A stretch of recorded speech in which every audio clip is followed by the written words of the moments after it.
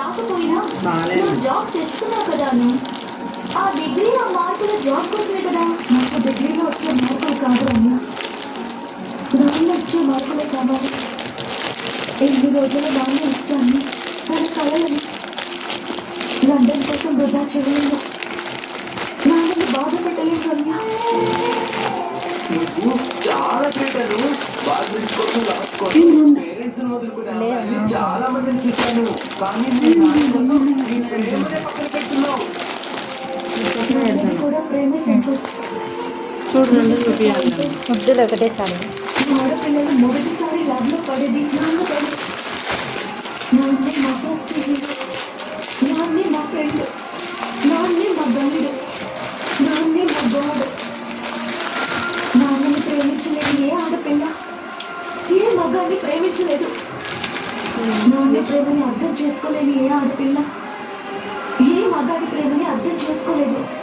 నాన్న ప్రేమని నేను గౌరవించినప్పుడే నా ప్రేమను నేను గౌరవించినట్టు.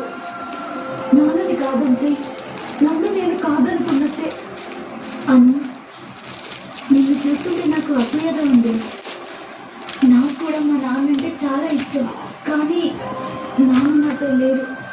నువ్వు అదృష్టవంతురాలివి. సో లక్కీ అని. ఆడపిల్ల పుట్టగానే నేను అదృష్టవంతుని అని నాన్న ఆనందపడతాను. ఏమన్నా డ్యామేజ్ ఏ కారణం చెప్పు కూడా బ్లౌజ్ బాగా వచ్చింది. ఆ ఆనందాన్ని నాన్నకి దూరం చేయకూడదు.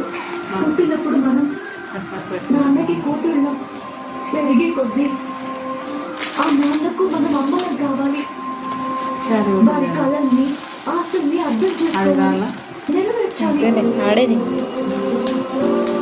ఓకే రమేష్, ఆఫీస్కి వెళ్ళడానికి నాన్న అదే నీకేమైనా మర్చిపోయిందా?